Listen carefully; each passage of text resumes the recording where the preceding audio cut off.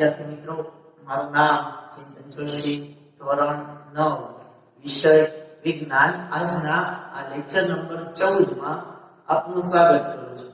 વિદ્યાર્થી મિત્રો, આપણે પાઠ 6 પેશીઓ એના સ્વાધ્યાયના પ્રશ્નોનું સોલ્યુશન છે એ જોઈ રહ્યા હતા. એમાંથી કેટલાક પ્રશ્નોનું સોલ્યુશન છે આપણે જોઈ નાખ્યું. તો હવે આગળ જે બીજા સવાલ બાકી છે એનું સોલ્યુશન છે એ જોઈએ. સ્વાધ્યાયના પ્રશ્નોનું સોલ્યુશન. તો એમાં પછી એક આવો પ્રશ્ન છે સ્વાધ્યાયમાં પૂછેલો છે કે વનસ્પતિમાં અધિસ્તરની ભૂમિકા શું છે? એવો આપણને પૂછેલું છે કે વનસ્પતિમાં જે બહારનું સ્તર, જેને આપણે બાહ્ય સ્તર કે અધિસ્તર કહીએ છીએ, એની ભૂમિકા શું છે, શું કામમાં આવે છે? તો જોતા જઈએ કે વનસ્પતિમાં અધિસ્તરની ભૂમિકા શું છે. લખીએ જવાબમાં. તો કહેવાય છે કે વનસ્પતિમાં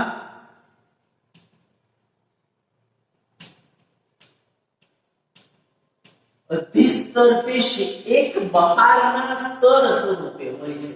એક બહારના સ્તર સ્વરૂપે હોય છે. શું કહે છે કે એમાં જે અધિસ્તર પેશી છે બહારના સ્તર સ્વરૂપે છે, એટલે કે જે બહારનું સ્તર છે વનસ્પતિનું બાહ્ય સ્તર એ અધિસ્તર પેશીનું છે બનેલું હોય છે. અને બાહ્ય સ્તરના કોષો છે એ કહેવાય છે તે વનસ્પતિની બહારની બાજુ, તે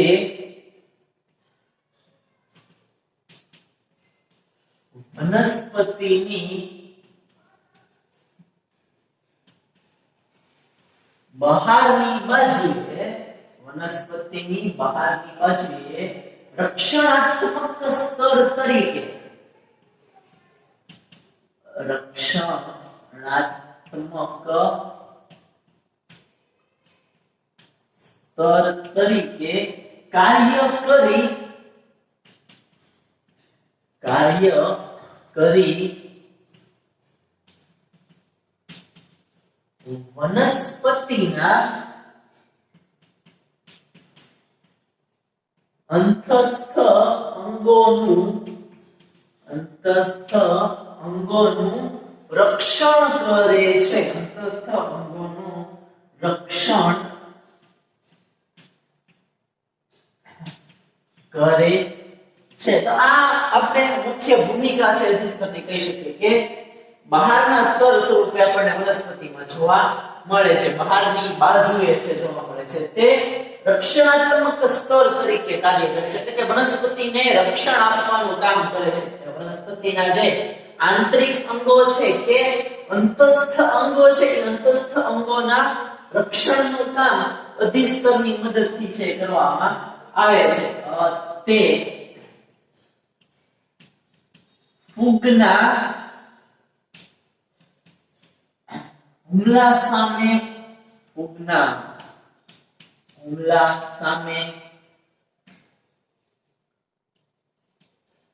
બાહ્ય ઈજા સામે અને પાણીના ઉત્સેદન સામે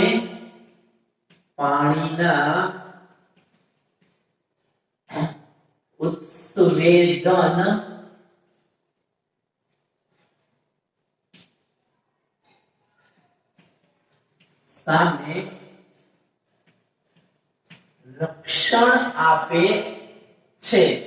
શું કીધું વિદ્યાર્થી મિત્રો કે વનસ્પતિની જે બાહ્ય અધિસ્તર છે એ બહારથી જેને ફૂગ લાગી જાય છે એ ફૂગના હુમલાથી છે બચાવે છે. પછી બાહ્ય ઈજા જે લાગે છે ઈજાથી રક્ષણ આપે છે. અને પાણી ગુમાવવાની જે ક્રિયા છે ઉત્સેદનની ક્રિયા, એ પાણી ઉત્સેદનની ક્રિયા સામે છે એ વનસ્પતિનું અધિસ્તર છે એ રક્ષણ છે એ આપે છે. આગળ વાત કરીએ આપણે કે ક્યાં જોવા મળે છે. તો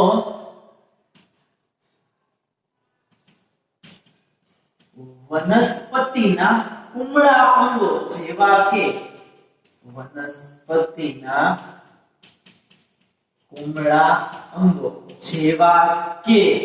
મૂળમાં, પછી જેવા કે મૂળમાં અધિસ્તરમાંથી પાણી શોષણ માટે મૂળરોમ અધિસ્તરમાંથી પાણીના શોષણ માટે મૂળરોમમાં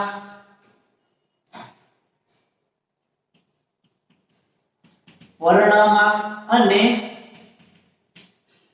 પ્રકાંડમાં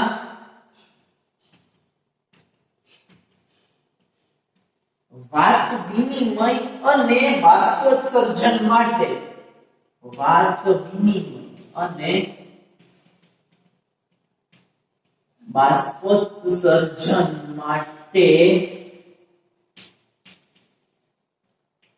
વાયુરંધ્ર જોવા મળે છે. આ અધિસ્તરની ભૂમિકા છે કે ફૂગના હુમલા સામે બાહ્ય ઈજા સામે પાણીના ઉત્સર્જન સામે રક્ષણ આપે છે. એ સિવાય તો એ વનસ્પતિના કુમળા અંગ છે જેવા કે મૂળ, પછી અધિસ્તરમાંથી પાણીનું શોષણ કરવું છે તો એના માટે મૂળરોમ, પર્ણ, પ્રકાંડ, એના જે અધિસ્તર છે બહારના ભાગ એના દ્વારા એ વાત વિનિમય વાયુઓની આપલે થઈ શકે અને બાષ્પોત્સર્જન પાણી ગુમાવવાની ક્રિયા થઈ શકે એ માટે આ બધા જે મૂળરોમના, પર્ણ કે પ્રકાંડના અધિસ્તરમાં વાયુરંધ્ર જેવી રચના જોવા મળે છે. એટલે આ કાર્ય છે એ પણ અધિસ્તરની અંદર થતું આપણને જોવા મળે છે. આપણને અધિસ્તરમાં આવી રચના છે, વાયુરંધ્ર જેવી રચના જોવા મળે છે જેનાથી વાત વિનિમય અને બાષ્પોત્સર્જનની ક્રિયા છે એ થાય છે. આગળ વાત કરીએ કે આ ઉપરાંત મરુનિવાસી વનસ્પતિમાં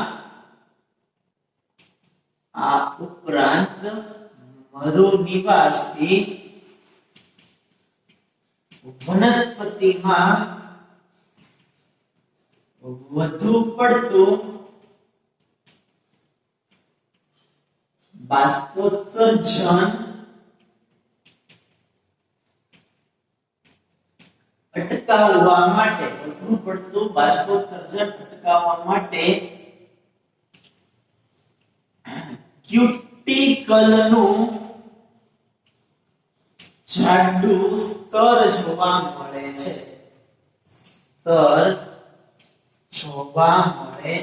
છે. મરુનિવાસી કેટલીક વનસ્પતિઓ છે એ મરુનિવાસી વનસ્પતિઓમાં બાષ્પોત્સર્જન છે વધુ ન થાય તે માટે અથવા તો એને અટકાવવા માટે એનું જે અધિસ્તર છે એ અધિસ્તરની દિવાલમાં આપણને ક્યુટિકલનું જાડું સ્તર જોવા મળે છે જેથી એ અધિસ્તરની દિવાલમાં ક્યુટિકલનું સ્તર છે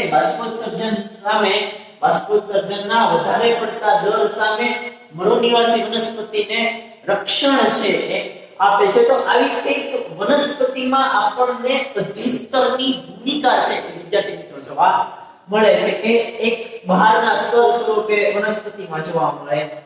બહારની બાજુનું સ્તર એને અધિસ્તર છે કહેવાય છે. ફૂગના હુમલા સામે, બાહ્ય ઈજા સામે, પાણીના ઉત્સેચન સામે રક્ષણ આપે. એ સિવાય મૂળરોમ, પ્રકાંડ અને પર્ણનું જે અધિસ્તર છે એમાં વાત વિનિમય બાષ્પોત્સર્જન માટે અધિસ્તરની અંદર વાયુરંધ્ર છે એ જોવા મળે છે. અને મરુનિવાસી વનસ્પતિમાં અધિસ્તરની દિવાલ છે તો બાષ્પોત્સર્જનનો દર અટકાવવા માટે અધિસ્તરની દિવાલમાં ક્યુટિકલનું જાડું સ્તર છે એ આપણને જોવા મળે છે. તો આવી ભૂમિકા કે આવી વસ્તુ છે, આવું અધિસ્તર આપણને વનસ્પતિઓમાં છે જોવા મળે છે.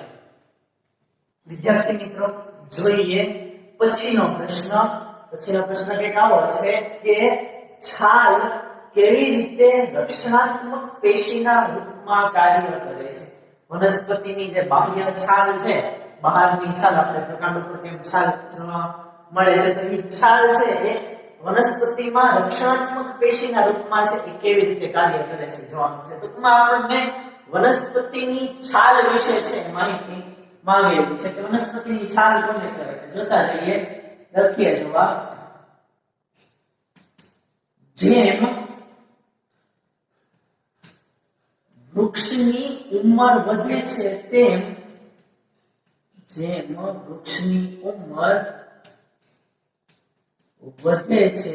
તેમ તેની બાહ્ય રક્ષણાત્મક પેશીમાં તેની બાહ્ય રક્ષણાત્મક પેશીમાં કેટલાક પરિવર્તન આવે છે। શું કીધું વિદ્યાર્થી મિત્રો કે જેમ વૃક્ષની ઉંમર વધતી જાય છે, દિવસે દિવસે વૃક્ષ છે એ મોટું થતું જાય, એમ એની જે બાહ્ય રક્ષણાત્મક પેશી છે, બાહ્ય રક્ષણાત્મક પેશી, બહારની પેશી, એમાં પરિવર્તન છે, એમાં ફેરફાર છે એ થતો જાય છે, પરિવર્તન છે આવે છે। એ પરિવર્તન શું આવે છે એની જોઈએ કે કેવું પરિવર્તન છે એ આવે છે। આગળ વાત કરીએ તો દ્વિતીય વર્ધનશીલ પેશી, દ્વિતીય વર્ધનશીલ પેશી। વિદ્યાર્થી મિત્રો આપણે વર્ધનશીલ પેશી ભણતા ત્યારે એવું કીધું હતું કે વર્ધનશીલ પેશીના કોષો વિભાજન પામે છે અને નવું સ્તર છે એ બનાવે છે। એટલે કોષ વિભાજન પામી અને સ્તર જે નવું સ્તર બને છે તો ત્યારે એ કોષ વિભાજન બાદ એ પ્રાથમિક વર્ધનશીલ પેશી છે ગણાય છે। પછી એના કોષોમાં પરિવર્તન આવે છે, આંતરકોષીય અવકાશ કોષો વચ્ચે જોવા મળતા નથી, કોષોની ગોઠવણી થાય છે અને જે નવા કોષો બને છે તે દ્વિતીય વર્ધનશીલ પેશીના કોષો તરીકે ઓળખાય છે। એટલે દ્વિતીય વર્ધનશીલ પેશીની પટ્ટી પ્રકાંડના અધિસ્તર, દ્વિતીય વર્ધનશીલ પેશીની પટ્ટી પ્રકાંડના અધિસ્તરનું સ્થાન મેળવી લે છે। જે બાહ્ય પ્રકાંડ છે એ આપણને પ્રકાંડમાં જ્યારે અધિસ્તરના કોષો છે રહેલા હોય છે એટલે બાહ્ય અધિસ્તરના કોષોનું બનેલું છે એ પ્રકાંડ છે હોય છે। પણ જેમ જેમ વર્ધનશીલ પેશીના કોષો વિભાજન પામે છે એમ અધિસ્તરનું સ્થાન દ્વિતીય વર્ધનશીલ પેશીના કોષોની જે પટ્ટી બને છે દ્વિતીય વર્ધનશીલ પેશી અધિસ્તર પેશીનું સ્થાન છે એ પ્રકાંડમાં છે એ મેળવી લે છે અને એની જે બહારની તરફના કોષો છે, બહારની તરફના કોષો આવી જ રીતે વિભાજન પામે તેવી વનસ્પતિઓ પર વિભાજન પામી વનસ્પતિઓ પર વધારે સ્તર ધરાવતો, વધારે જાડાઈ વાળી, વધારે સ્તરો વાળી, વધારે સ્તરો વાળી જાડી છાલનું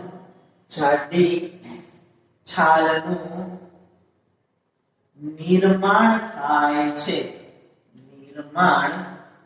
થાય છે, શું કીધું વિદ્યાર્થી મિત્રો કે દ્વિતીય વર્ધનશીલ પટ્ટી, પ્રાથમિક વર્ધનશીલ જે પહેલી વર્ધનશીલ પેશી અધિસ્તરના કોષો જોવા મળે છે એની સૌથી બહારની સ્તરના કોષો કોષ વિભાજન પામે એક નવું સ્તર છે બનાવે જેને દ્વિતીય વર્ધનશીલ પેશીના કોષો જે કહેવાય છે। શું કરે છે? પ્રકાંડમાં અધિસ્તરનું સ્થાન દ્વિતીય વર્ધનશીલ પેશી મેળવી લે છે। એટલે દ્વિતીય વર્ધનશીલ પેશી અધિસ્તરની જગ્યાએ ગોઠવાય છે। પછી એ દ્વિતીય વર્ધનશીલ પેશીનો જે સૌથી બહારની તરફ વૃક્ષમાં આપણે અંદરથી બહારની તરફ છે એ જોઈએ એમ બહારની તરફના કોષો છે એ જે વર્ધનશીલ પેશીના કોષ વિભાજન પામે છે એવી રીતના વિભાજન પામે અને એકની ઉપર એક એમ વનસ્પતિ ઉપર જુદા જુદા વધારે સ્તર છે એ કોષોના સ્તર છે બનાવે છે। એવા વધારે સ્તરો બને એટલે એ વધારે સ્તરો વાળી બાહ્ય ભાગે વનસ્પતિના પ્રકાંડના બાહ્ય ભાગે વધારે સ્તરો વાળી જાડી છાલનું નિર્માણ છે એ થાય છે। આવી રીતે વનસ્પતિમાં છાલનું નિર્માણ થાય તો જોવા મળે છે। આગળ વાત કરીએ તો આ છાલના કોષો મૃત આ છાલના કોષો મૃત હોય છે તેમજ આંતરકોષીય અવકાશ વગરના આ છાલના કોષો મુક્ત આંતરકોષીય અવકાશ વગર ચુસ્ત ગોઠવણી ધરાવે છે ચુસ્ત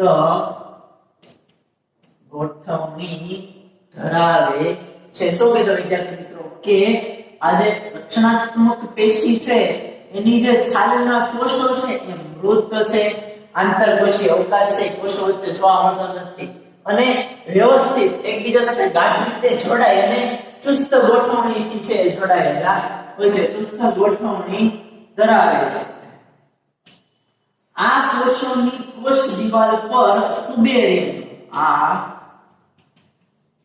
કોષોની કોષ દિવાલ પર સુબેરિન નામના સુબેરિન દ્રવ્યનું સ્થૂલન થાય છે જે છાલને હવા અને પાણી માટે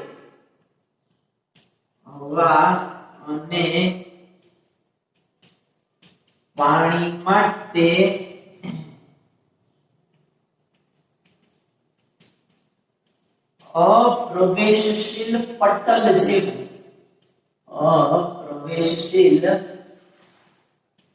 પટલ જેવું બનાવે છે શું કીધું વિદ્યાર્થી મિત્રો કે એ જે છાલ બને છે છાલનું નિર્માણ થાય છે ઈ છાલના કોષો મૃત આંતરકોષીય અવકાશ વગર ચુસ્ત ગોઠવણી એકબીજા સાથે ગાઢ ગોઠવણી છે ધરાવે છે અને આ કોષોની કોષ દિવાલ છે એના ઉપર સુબેરિન નામનું દ્રવ્ય છે એનું સ્થૂલન જોવા મળે છે જે શું કરે છે કે છાલને જે હવા અને પાણી છે એના માટે અપ્રવેશશીલ પટલ જે બને છે એટલે કે હવા અને પાણી થી જે વનસ્પતિને નુકસાન થઈ શકે વધારાની હવા કે પાણીને છાલ દ્વારા અંદર જવા દેતો નથી બાહ્ય અપ્રવેશશીલ પટલ જેવી છાલ છે બનાવે છે તો અને એવી છાલ બનાવે છે એટલે વનસ્પતિને બાહ્ય હવા અને પાણીથી રક્ષણ છે એ આપે છે આ રીતે છાલ રક્ષણાત્મક પેશીના રૂપમાં છે કાર્ય કરે છે જેમ અધિસ્તર છે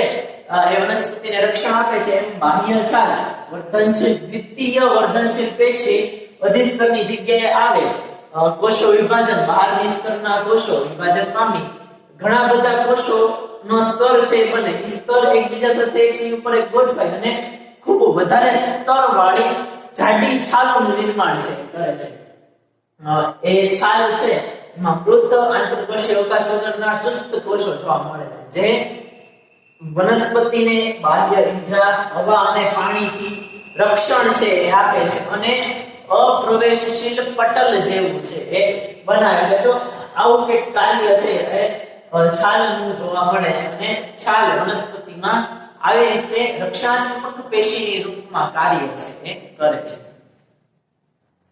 વિદ્યાર્થી મિત્રો પછીનો પ્રશ્ન જોઈએ પછીના પ્રશ્નમાં આપણને કેટલીક વિગતો આપેલી છે અને એના આધારે આપણે કઈ પેશી છે એ કહેવાનું છે આપણને પૂછ્યું છે કે પેશી ઓળખવાનું કીધું છે કે કઈ પેશી છે એ મળે છે તો જોઈએ પહેલો પૂછેલું છે પેશી કે જે મોંના અંદરના સ્તરનું નિર્માણ છે કરે મોઢાની અંદરના સ્તરનું નિર્માણ કરતી પેશી છે પૂછી છે કે મોઢાની અંદરના સ્તરનું નિર્માણ છે તે કઈ પેશી છે કરે છે તો આપણે લખીએ એમાં વિદ્યાર્થી મિત્રો આપણે અધિચ્છદ પેશીઓ છે જોઈ દીધો એમાંથી અધિચ્છદ પેશીનો જે પહેલો પ્રકાર હતો લાદીસમ અધિચ્છદ પેશી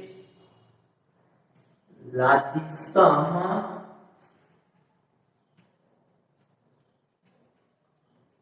અધિચ્છદીય પેશી એ મોઢાની અંદરના સ્તરનું નિર્માણ કરતી પેશી છે પછી છે પેશી કે જે મનુષ્યના સ્નાયુને અસ્થિ સાથે જોડે છે. સ્નાયુને અસ્થિ સાથે જોડતી પેશી કઈ છે?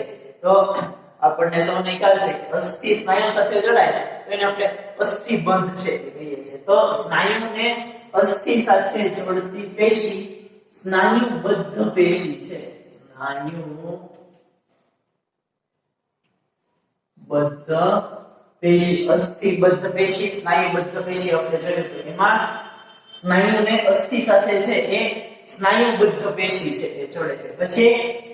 પછીનું જોઈએ કે એવી પેશી કે જે વનસ્પતિમાં ખોરાકનું સંવહન છે એ કરે છે, એટલે કે ખોરાકના વહન સાથે સંકળાયેલી પેશી આપણને પૂછેલી છે કે વનસ્પતિમાં ખોરાકના સંવહન કે વહન સાથે કઈ પેશી છે એ સંકળાયેલી છે. તો આપણને સૌને ખ્યાલ છે વિદ્યાર્થી મિત્રો કે વનસ્પતિમાં ખોરાકનું સંવહન અન્નવાહક પેશી દ્વારા છે કરવામાં આવે છે. તેનો જવાબ છે અન્નવાહક પેશી.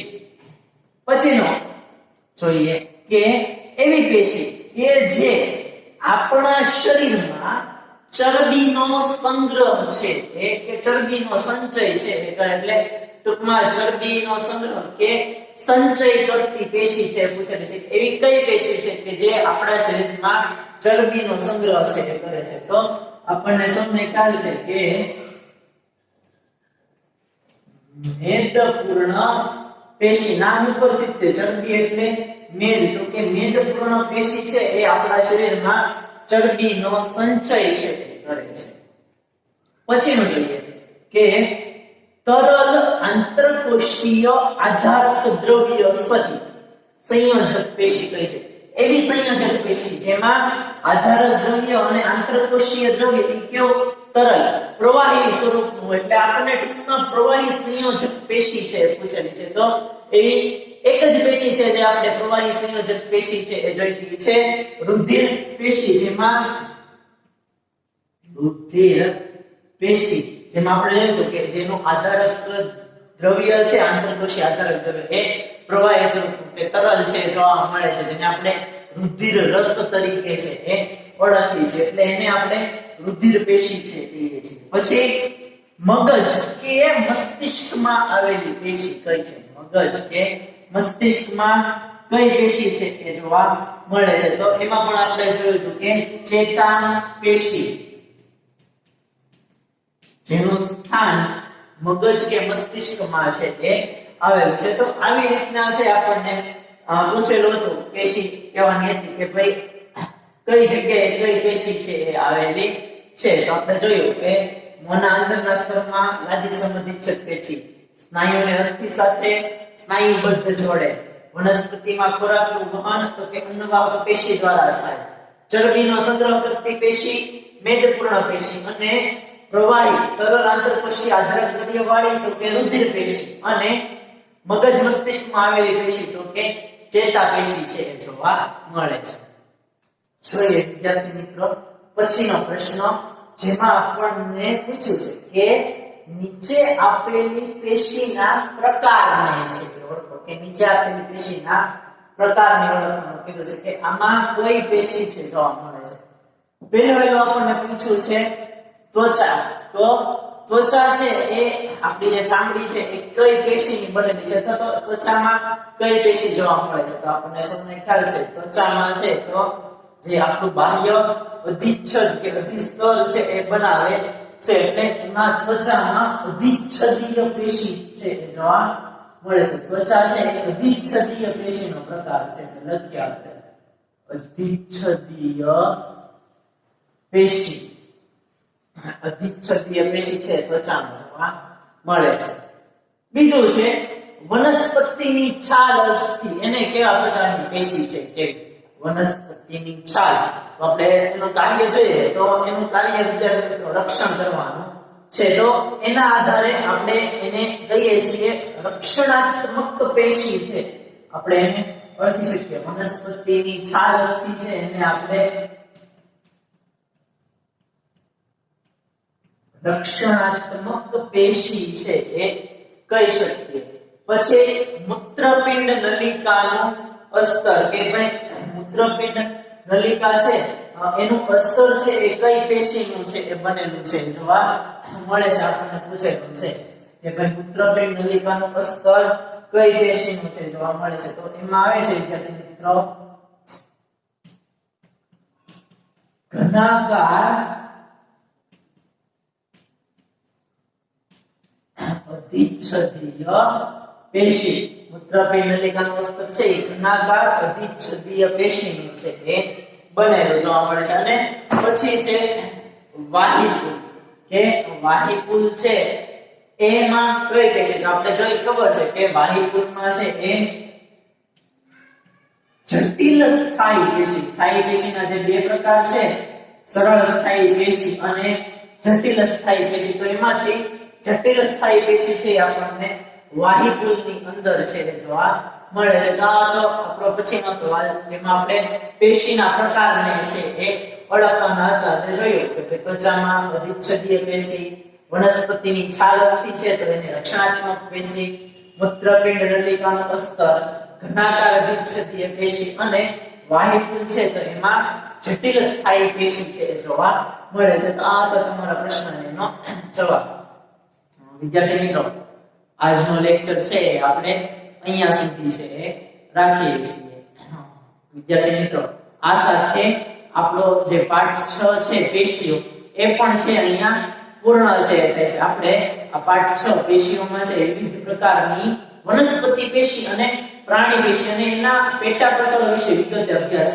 છે એ કર્યો એટલે પાઠ છે એને આપણે અહીંયા પૂર્ણ છે કરીએ છીએ હોમવર્કમાં આજે જે લખાયેલા સવાલ છે 4 સવાલ એટલે 4 સવાલ હોમવર્કમાં એક વખત લખવાના છે અને પાકા છે એ કરવાના છે થેન્ક યુ